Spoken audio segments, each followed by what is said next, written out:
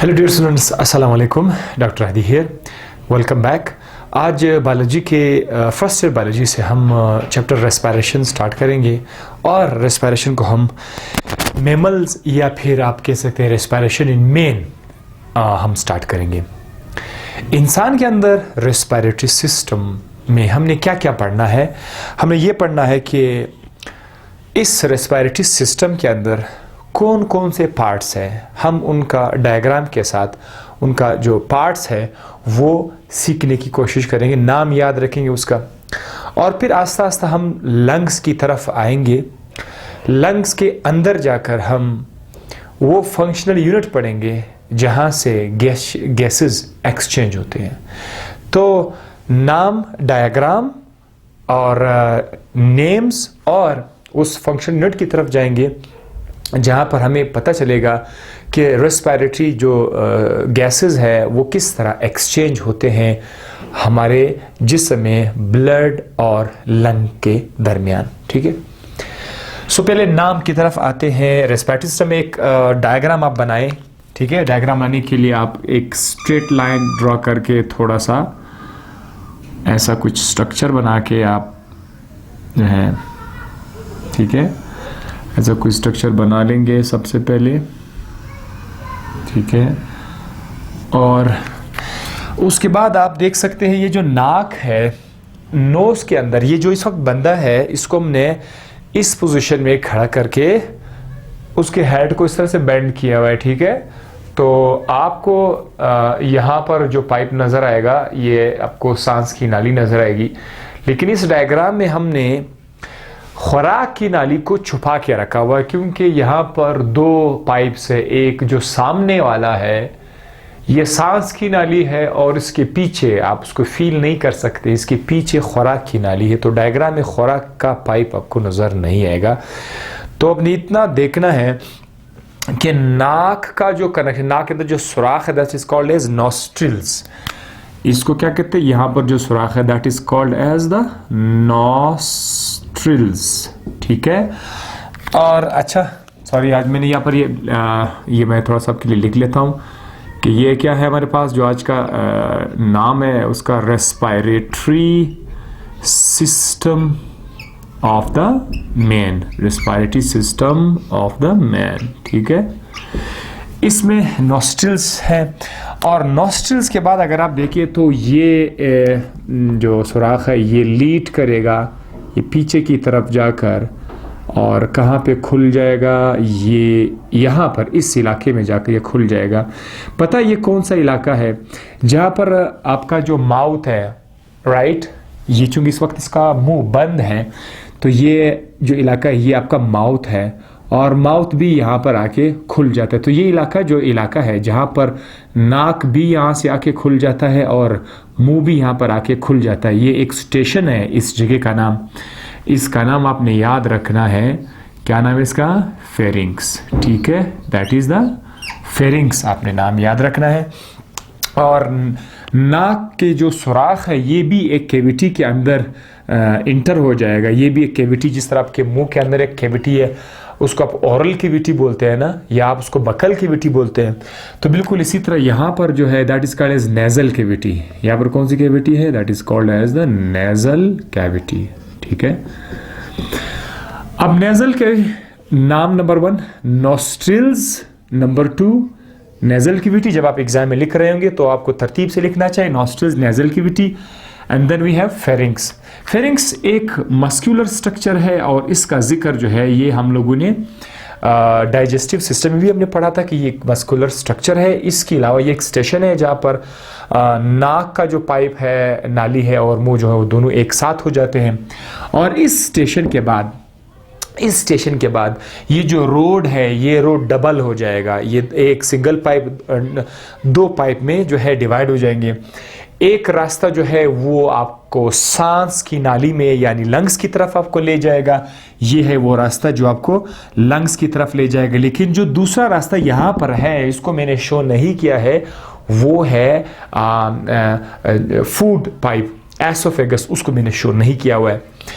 अच्छा, तो जब आप नीचे आ जाओगे थोड़ा सा फेरिंग्स के बाद, जब आप जैसे आप नीचे आ जाओगे तो आपको एक और स्ट्रक्चर नजर आएगा, वो मैं आपके लिए थोड़ा सा कुछ यूं बना लेता हूं, ठीक है, कुछ इस तरह से चेंज लाके, ताकि आपको पता चले कि ये जहां पर ये वाला स्ट्रक्चर आप देख रहे हैं, इस स्ट्रक्चर का नाम क्या है, लेरिंग्स, और इसको बाहर निकालना होगा, ठीक है। लेरिंग्स को मैं बाहर निकाल कर आपको दिखा दूंगी, इधर आपको समझ नहीं आएगा कि लेरिंग्स किस तरह का स्ट्रक्चर है। तो नंबर वाइज अगर मैं चलूँ, नोस्ट्रिल्स फेरिंग्स का नंबर क्या आएगा, 3 नंबर आएगा। लेरिंग्स का कौन सा नंबर आएगा, 4 आएगा। ये जो लेरिंग्स है इसको मैं यहाँ पर आपके लिए इस तरह लिख देता हूँ। लेरिंग्स में एक पाइप है, और फिर ये डायग्राम थोड़ा सा इस तरह करके, फिर इस तरह करके, देन लाके, ओके, दिस इज लेरिंग्स को हम लोग वॉइस बॉक्स भी कहते हैं, ठीक है। इसका क्या नाम रखा गया, वॉइस बॉक्स भी इसको कहा जाता है, क्योंकि यहाँ पर आवाज़ जो है वो प्रोड्यूस होती है। किस तरह प्रोड्यूस होती है पहले आप ज़रा देखिए। आप यूज़ में कि ये जो पाइप है यहाँ पर, इसको मैंने इधर से काट के इधर आपके लिए लिख रहा हूँ, ठीक है। तो ये जो लेरिंग्स है, ये पूरा का पूरा स्ट्रक्चर जो है लेरिंग्स है, इधर इसका जो माउथ है, ये किस्म का ओपनिंग है, ठीक है। ये जो माउथ है, इस माउथ का नाम क्या है, ग्लॉटिस। ग्लॉटिस अपने नाम याद रखना है। इसका जो दरवाज़ा है इसको कहते हैं ग्लॉटिस। अच्छा, ये जो ग्लॉटिस है, इस ग्लॉटिस के ऊपर आपको एक ऐसा स्ट्रक्चर मिलेगा जो कि इस तरह लिड लाइक स्ट्रक्चर है इसके ऊपर, ग्लॉटिस के ऊपर, और इसका क्या नाम है, इसका नाम है epiglottis. That is called as, epi means ऊपर। तो ग्लॉटिस के ऊपर एक और स्ट्रक्चर है बिल्कुल ढक्कन की तरह, जिसका नाम है एपीग्लॉटिस। और ये एपीग्लॉटिस बहरहाल रेस्पिरेटरी सिस्टम का तो आप नहीं कह सकते हैं कि इधर आपको ये हेल्प दे रहा है, लेकिन इसको डाइजेस्टिव सिस्टम में हमने इसको पढ़ा था। ये एपीग्लॉटिस जो कि इस पाइप का ढक्कन है, जब आप खुराक को अंदर लेके जा रहे होते हो, खा रहे होते हो, तो खुराक का ये खतरा है कि वो इस हवा की नाली में इंटर होकर के लंग्स में चला जाए। खुराक को तो लंग्स में नहीं लाना है ना, खुराक को तो स्टमक में जाना होगा।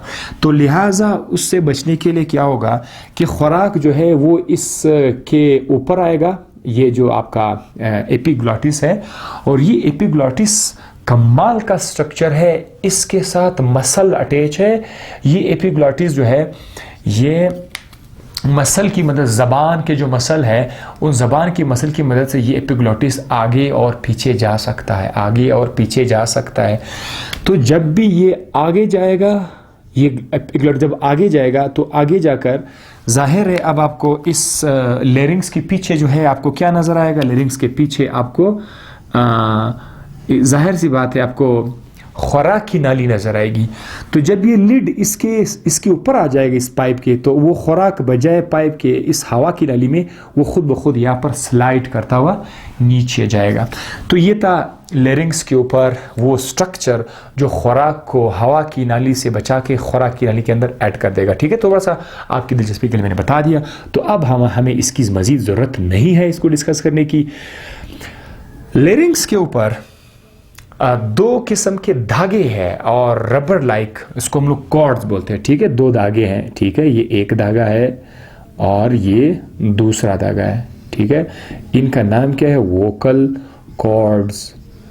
और ये जो वोकल कॉर्ड्स है, ये बने हुए हैं किस चीज़ से, म्यूकस मेम्ब्रेन। किससे बने हुए, म्यूकस मेम्ब्रेन से बने हुए हैं, म्यूकस मेम्ब्रेन, ठीक है। म्यूकस मेम्ब्रेन से बने हुए हैं। ये जो 2 धागे हैं, इन 2 धागों को आप लूज भी कर सकते हैं, और इन 2 धागों को आप स्ट्रेट भी कर सकते हैं। जैसे कि इस वक्त ये 2 माइक्रोफोन के वायर हैं। अब आप देखें इस वक्त जो है इसको मैंने लूज रखा हुआ है, ठीक है, दोनों बिल्कुल लूज हैं। जब आप बात नहीं कर रहे होते हैं तो ये धागे इस तरह से लूज पड़े रहते हैं, वोकल कॉर्ड्स। और इधर से जब हवा गुजरती है तो इन धागों को वाइब्रेट इतना नहीं करती। लेकिन जब आप बोलना शुरू करते हैं तो बोलने के दौरान क्या होता है कि ये जो धागे हैं, वोकल कॉर्ड्स होते हैं, ये आपके मसल्स के साथ अटैच है। उधर गर्दन के अंदर मसल्स हैं, वो मसल क्या करते हैं, वो कंट्रैक्ट करते हैं और इन धागों को इस तरह से स्ट्रेट कर लेते हैं, ठीक है। तो इन दागों के दरमियान जब ये स्ट्रेट हो जाते हैं, अब जब इनके बीच में से हवा गुजर रही होती है ऊपर, ठीक है, खासकर हवा जब नीचे से आके ऊपर की तरफ जा रहा होगा उस दौरान, ठीक है, ये जो हवा है, एयर है, ये इन धागों को वाइब्रेट करेगा, ठीक है। जब ये वाइब्रेट करेगा, फिजिक्स में पढ़ा है कि वाइब्रेशन से जो है साउंड प्रोड्यूस होती है, तो जब ये वाइब्रेट करेंगे इससे आवाज प्रोड्यूस होती है, ठीक है। अब मैं नहीं बोल रहा हूं, लेकिन जब मैं बोलता हूं तो ये सारा का सारा इसका कमाल है। और बाज़ लोग अजीब गरीब किस्म की आवाज़ें निकालते हैं, छोटे से पतले से, वो क्या करते हैं, वो इन्हीं दागों के बीच में जो फासला है, डिस्टेंस है, वो इन डिस्टेंस को चेंज करके, कम करके, ज़्यादा करके मुख्तलिफ किस्म की आवाज़ें निकालते हैं। कमाल के दागे हैं जो यहाँ पर वोकल कॉर्ड में मौजूद है। अच्छा जनाब, तो इस चीज़ को वॉइस बॉक्स कहा जाता है। ये मैंने थोड़ा सा बाहर निकाल कर आपको बता दिया। अब हम लोग क्या करेंगे, अब हम लोग यहाँ से जो वॉइस बॉक्स है इससे नीचे आएंगे, आपको एक पाइप नज़र आएगा। वॉइस लेरिंग्स खुद किस चीज़ से मिलके बना हुआ है, याद रखिएगा, ये कार्टिलेज करने से मिलके बना हुआ है, ठीक है। So larynx is made up of what, of cartilage, ठीक है, ये कार्टिलेज से मिलके बना हुआ है। जनाब यहाँ पर आपने लेरिंग्स तो पढ़ लिया। लेरिंग्स के बाद जो पाइप शुरू होएगा, उस पाइप को आप गौर से देखेंगे तो वहाँ पर आपको क्या मिलेगा, रिंग शेप के स्ट्रक्चर्स आपको नज़र आएंगे, रिंग शेप के स्ट्रक्चर्स आपको नज़र आएंगे, ऐसे रिंग्स आपको नज़र आएंगे। मतलब बहुत सारे 1 2 3 4 5, अब ये आप बोर्ड पर आपको सामने से नज़र आ रहे हैं रिंग, पूरा का पूरा ये पाइप है, ये पाइप है, इस पाइप के पूरे आसपास आपको रिंग नज़र आएगा, ठीक है, रिंग नज़र आएगा, बहुत सारे रिंग्स नज़र आएंगे। और ये जो रिंग है इसका शेप जो है सी शेप्ड रिंग्स होते हैं, सी शेप रिंग्स होते हैं, कार्टिलेज के रिंग होते हैं। इसका फ़ायदा क्या है, इसका फ़ायदा ये है कि जब आप लोग अपना गर्दन बेंड करते हैं, झुका देते हैं, इस तरह करते हैं, तो जब आप अपना गर्दन बेंड करते हैं, ये जो पाइप है वो पाइप भी बेंड हो जाएगा। और अगर ये पाइप बेंड हो गया तो चांसेस है कि सांस बंद हो जाए। लेकिन इस पाइप की कमाल की जो है ये खासियत है कि अगर ये पाइप बेंड भी हो जाए तो अपनी इन सी शेप रिंग की वजह से ये कोलैप्स नहीं होता, सांस फिर भी जारी रहेगी, ठीक है। और इस तरह के कुछ पाइप्स आपने घर में देखे होंगे, वो जो डुमकी पंप है उसके साथ अक्सर लोग ये अटैच करते, फिर अगर टेढ़ा हो जाए भी इसमें पानी जा रहा होता है। तो ये था। इसका नाम क्या है इस पाइप का जिसके अंदर सी शेप्ड रिंग्स हैं, इसका नाम आपने याद रखना है, that is called as trachea, that is called as trachea. और ट्रैकिया को आपने नंबर देना है, अगर 4 पे आपका लेरिंग्स है तो 5 पर कौन आएगा, 5 पर आएगा ट्रैकिया। तो यहां पर आ गया ट्रैकिया। अब ट्रैकिया जो पाइप है, ट्रैकिया ये लेरिंग्स के बाद जो ट्रैकिया है, ये ट्रैकिया आपके सीने के अंदर दाखिल हो जाएगा। सीने के अंदर जैसे ट्रैकिया सीने के अंदर दाखिल हो गया, फिर ये ट्रैकिया बाइफर्केट हो जाएगा, डिवाइड हो जाएगा, तकसीम हो जाएगा 2 पाइप्स में। और ये 2 पाइप्स जो है ये आपके लंग्स के अंदर चले जाएंगे। तो जब ये 2 पाइप्स आपके लंग्स के अंदर चले जाएंगे तो फिर इसका नाम हम लोग क्या रख देंगे, ब्रोंकस। ये एक जो पाइप है that is called as what, bronchus, ठीक है। ये ब्रोंकस है और ये भी क्या है, ब्रोंकस है। अब जो ये भी ब्रोंकस, ये भी ब्रोंकस, ये जो ब्रोंकस है ये शाख दर शाख हो जाएगा, मतलब 1-2 शाख हो गए, फिर ये एक सिंगल शाख अपने आप को 3 शाख कर, 3 से 6, 6 से 10, 10 से 100 शाख दर शाख होकर के। डायग्राम को आसान बनाने के लिए मैंने वो बहुत सारी शाखें नहीं लिखी, वो बहुत सारा ब्रांचेस आपको नजर आएंगे, तो आपको कम से कम इतना अंदाजा हो गया होगा कि यहाँ पर आपको शाखें नजर आएंगी। अब ये 2 ऑलमोस्ट थोड़े बहुत कोन की तरह, ज़्यादा कोन तो नहीं, कोन शेप के बड़े गुब्बारे हैं, सॉफ्ट से गुब्बारे, उसके अंदर ये पाइप दाखिल हो गए। इन गुब्बारों का अपने नाम क्या रखा हुआ है, जाहिर है ये आपके लंग्स है और ये आपका लेफ्ट लंग हो जाएगा। According to this position that will be your left lung, ठीक है। ये आपका लेफ्ट लंग है और ये आपका राइट लंग है, that is your right lung. Right lung के अंदर अगर आप देखें तो इधर आपको लोब्स नजर आएंगे, ठीक है, पार्ट्स नजर आएंगे। ये एक लोब है, एक हिस्सा है, और ये दूसरा है इससे, ये तीसरा से, ठीक है। 1 2 देयर आर 3 लोब्स, जबकि लेफ्ट लंग में जो है यहाँ पर सिर्फ आपको एक लोब नजर आएगा, ठीक है। और ये जो लेफ्ट लंग है, अगर आप उसको इस साइड से देखेंगे तो इसके अंदर ऐसे खड्डा है, अंदर की तरफ ऐसा खड्डा है, जिसको मैंने डायग्राम में आपके लिए सही शो नहीं किया हुआ है, ठीक है। और इसके अंदर दरअसल आपका जो हार्ट है, आपका जो दिल है, वो इस पोजीशन में यहाँ पर पड़ा हुआ है, ठीक है। आपका हार्ट जो है ना वो इस पोजीशन में पड़ा हुआ है, और एक्सरे में भी वो आपको नजर आएगा, ठीक है। सो ये था लेफ्ट लंग, और इसके अंदर सिर्फ 2 लोब्स होते हैं। लंग के आसपास एक पर्दा भी है, उस पर्दे का भी आप साथ साथ नाम याद रखिएगा, ठीक है। लंग्स के अंदर जो पर्दा है, लंग्स के आसपास जो पर्दा है, दोनों के आसपास जो एक पर्दा है, उसका नाम क्या है? Pleural membrane. ये भी आप साथ साथ देख ले, प्लूरल मेम्ब्रेन। और जो प्लूरल मेम्ब्रेन है ये इसको कवर कर रहा होता है। साथ ही साथ जब बात हम कर रहे थे ब्रोंकस की, जब ब्रोंकस अपने आप को डिवाइड करेगा तो आखिरकार ये अपने आप को इतना ज़्यादा डिवाइड करेगा कि जो इसकी शाखें हैं, इसकी शाखें बहुत ज़्यादा पतली हो जाएंगी। जब बहुत ज़्यादा पतली हो जाएंगी इसकी शाखें, तब जाकर हम उनको क्या नाम देंगे? हम उनको नाम देंगे ब्रोंकियोल्स, ठीक है। ये छोटी छोटी शाखें हैं, इनका नाम है ब्रोंकियोल्स। और ब्रोंकियोल्स का डायमीटर आपने देखना है, ये 1 मिलीमीटर जब इसका डायमीटर आ जाता है, कितना? 1 मिलीमीटर इसका डायमीटर आ जाए, तब इस पाइप का नाम हो जाएगा ब्रोंकियोल। एक और बात, उसके ट्रैकिया में कार्टिलेज के रिंग्स थे, जैसे ब्रोंकस में है तो कार्टिलेज के रिंग आस्ता आस्ता से जो है वो रिप्लेस करते गए प्लेट से।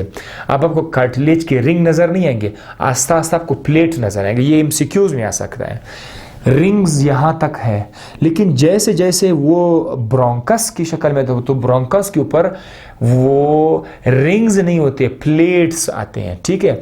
और जब आप मजीद आगे जाएंगे, जब बहुत ज़्यादा जब आप ब्रोंकियोल की तरफ आएंगे, ब्रोंकियोल में कार्टिलेज के रिंग है ही नहीं, ना तो रिंग है ना प्लेट है, वो मुकम्मल तौर पर फ्री है, जस्ट नाजुक से पाइप है ब्रोंकियोल्स, कोई कार्टिलेज नहीं है इनके ऊपर। तो ये आपने याद रखना है, ठीक है। There is no cartilage, no C shaped rings, no plates there on the bronchioles. तो ब्रोंकियोल जो है, अब मैं क्या करता हूँ, मैं यहाँ से बता देता हूँ कि चले हम लोग ये फ़र्ज़ करते हैं कि ये जो एक छोटा सा पाइप है, इसको मैंने नाम दिया हुआ है, क्या नाम दिया हुआ है? ब्रोंकियोल का मैंने इसको नाम दिया। एक ब्रोंकियोल एक पाइप है। ये जो ब्रोंकियोल है, इसके बाद क्या होगा कि ये ब्रोंकियोल जो है छोटे छोटे से गुब्बारे लाइक स्ट्रक्चर्स के अंदर जो है ये खुल जाएगा, छोटे छोटे से गुब्बारे लाइक। ये आप एक देर, ये एक छोटा सा गुब्बारा है, ये दूसरा गुब्बारा है, बहुत सारे छोटे छोटे गुब्बारे आपको नज़र आएंगे, ठीक है। छोटे छोटे आपको गुब्बारे नज़र आएंगे, और ये जो छोटे छोटे गुब्बारे हैं, इन सब को अगर मैं मिलाऊं तो फिर इसका नाम क्या हो जाएगा? Air sac. इसका नाम क्या? Air sac. और हर छोटा सा जैसे अंगूर का एक दाना होता है, ये पूरा अंगूर का एक गुच्छा है, अंगूर दाना, इसको हम क्या नाम देते हैं? एल्व्यूलस। क्या नाम देते हैं? एल्व्यूलस। और अगर बहुत ज़्यादा है तो उसको फिर क्या नाम देंगे? एल्व्यूलाई का नाम देंगे। आप ये कह सकते हैं कि जब आप नाम याद कर रहे थे तो ये आखिरी नाम है, मतलब 5 नंबर पर आपका था ट्रेकिया, 6ठे नंबर पर आपका था ब्रोंकस, तो 7वें नंबर पर आएगा आपका ब्रोंकियोल, और 8वें नंबर पर आपका आ जाएगा एयर सेक, और 9वें नंबर पर आ जाएगा, 9th पोजीशन पर आ जाएगा एल्व्यूलस। तो ये 9 नाम आपने याद रखने हैं, नोज से स्टार्ट करके 9 नेम्स, और लास्ट में जाकर एल्व्यूलाई पे ख़त्म हो जाएगा। एल्व्यूलाई के बाद आप मज़ीद उसको डिवाइड नहीं कर सकते। यहाँ पर हमारा जो सिलसिला है वो ख़त्म हो जाएगा। और हम थोड़ा सा ये भी बताएंगे, इस लेक्चर का एक और दूसरा हिस्सा भी आएगा, ठीक है, पार्ट 2 भी इसका आएगा, उसमें हम आपको बताएंगे, इसकी डेप्थ में हम चले जाएंगे, लेकिन वो इस वीडियो में नहीं होगा। इसमें आपको इतना बताता चलूँ कि ये जो आपका एयर सेक है, यहाँ पर आपको खून के रगे भी नज़र आएगा। लेट सपोज यहाँ पर आपको इस तरह से नज़र आएगा आर्टेरियोल, ठीक है, खून की रगे यहाँ से भी नज़र आएंगी, और साथ ही साथ इस तरफ से आपको वेन्यूल्स भी नज़र आएंगे, ठीक है। खून के अंदर खून के दो तरह के रगे होते हैं, एक आर्टरीज एक वेन है, ठीक है। आर्टरी ऑक्सीजन वाला ब्लड, वेन बगैर ऑक्सीजन वाला ब्लड, ठीक है। तो आर्टरी और वेन जो है ये यहाँ पर जो है इसके आसपास ऐसे सर्कुलेट किया होगा, ठीक है, ऐसे। ये रेड कलर क्या है? ये आर्टरीज है, ठीक है। लेकिन लंग के केस में आर्टरीज वो वाहिद केस है जहाँ पर ये ऑक्सीजन वाला खून नहीं लेकर बल्कि बगैर ऑक्सीजन वाला खून ला रहे होते हैं। साथ ही साथ जिस तरह आर्टरी ने इनको कवर किया हुआ था उसी तरह इनको किसने कवर किया हुआ होता है, उसी तरह इनको वेन ने भी कवर किया हुआ था। मिसाल के तौर पर मैं आपको अगर सिंपल सा बताऊं कि लेट सपोज ये आपका एक एल्विलाई है, तो एल्विलाई के आसपास आपको क्या नजर आएगा, आपको अगर आर्टरी नजर आया तो यहाँ पर आपको वेन भी नजर आएगा, ठीक है। आर्टरी के साथ साथ आपको वेन भी नजर आएगा, ठीक है। और ये हम लोगों ने याद रखना है, ठीक है। ये वो जगह है जहाँ पर ऑक्सीजन गैस जो है वो एक्सचेंज हो जाएगी। मतलब आपका जो ब्लड है, ब्लड के अंदर क्या आ रहा होगा, अच्छा लंग्स के अंदर, चले मैं सपोज कर लेता हूँ कि जो आपने सांस ले ली, सांस के अंदर क्या होगा, ऑक्सीजन गैस मौजूद होगा। तो ये रहा आपका ऑक्सीजन गैस। अब ऑक्सीजन गैस जो है वो उन तरीकों से आगे जाकर ये आखिरकार ब्रोंक्यूल में आकर किधर इंटर हो जाएगा, एयरसेक में फिर ये एल्विलाई के अंदर आ जाएगा ऑक्सीजन। तो आपका जो ऑक्सीजन होगा वो आखिरकार किस में होगा, वो एल्वियलस के अंदर होगा ऑक्सीजन गैस। और ये जो ऑक्सीजन गैस है ये एल्वियलस से जो है जाके जो है इंटर हो जाएगा, किस चीज़ में इंटर हो जाएगा, खून की नाली के अंदर इंटर हो जाएगा। फाइन, सो ये यहाँ पर आ जाएगा, ठीक है, खून की नाली के अंदर इंटर हो जाएगा। फिर ये जो खून की नाली है ये जाके कहाँ पे जाएगी, ये आपका हार्ट में चला जाएगा। आपका जो हार्ट है ये वहाँ पे चला जाएगा। H means heart. हार्ट को कौन सा ब्लड आएगा, ऑक्सीजन वाला ब्लड आएगा। और उस रग का क्या नाम है जो हार्ट की तरफ खून लाते हैं, that is called pulmonary vein, ठीक है, that is called pulmonary vein. When अक्सर बगैर ऑक्सीजन वाला खून ले जाता है, लेकिन यहाँ पर एक्सेप्शनल केस, ये वो वाहिद वेन है जो ऑक्सीजन वाला खून लाएगा आपके हार्ट के अंदर। और ये जो रेड कलर था ये है पल्मोनरी आर्टरी। पल्मोनरी आर्टरी ये लंग्स के केस में वो वाहिद केस है जहाँ पर ये बगैर ऑक्सीजन वाला खून लेके जा रहे थे। अदरवाइज बॉडी में बाकी जगहों पर ऑक्सीजन वाला खून ही ले जाते हैं आर्टरीज, लेकिन इस केस में जो आर्टरी है वो बगैर ऑक्सीजन वाला खून लेके जाएगा लंग्स की तरफ।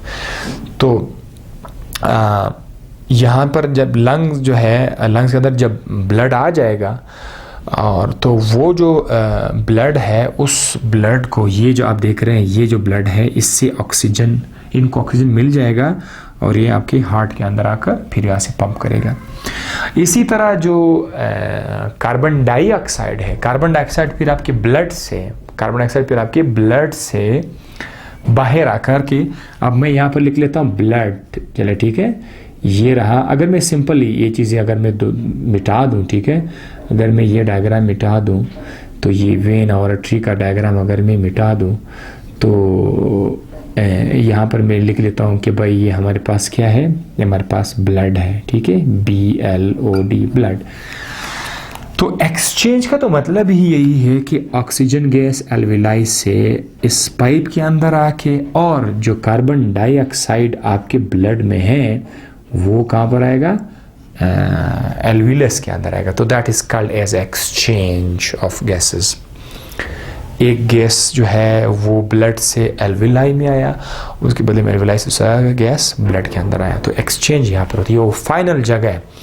पता है ये जो जहाँ पर एक्सचेंज हो रहा होता है यहाँ इसका एरिया बहुत ज़्यादा होना चाहिए। देखो जितना ज़्यादा सरफेस एरिया होगा, जितने ज़्यादा एल्विलाई होंगे उतना ज़्यादा सरफेस एरिया होगा। अगर एक एल्विलाई तो छोटा सा इलाका होगा जहाँ से गैसेस एक्सचेंज करेंगे।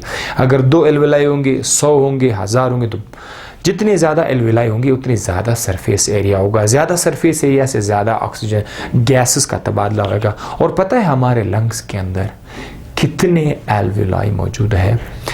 300 मिलियन एल्विलाई एक लंग के अंदर। 300 मिलियन, 330 नॉट 30 मिलियन, 100 मिलियन जो एल्विलाई है वो यहाँ पर मौजूद है एक लंग्स के अंदर। बहुत ज़्यादा एल्विलाई मौजूद है।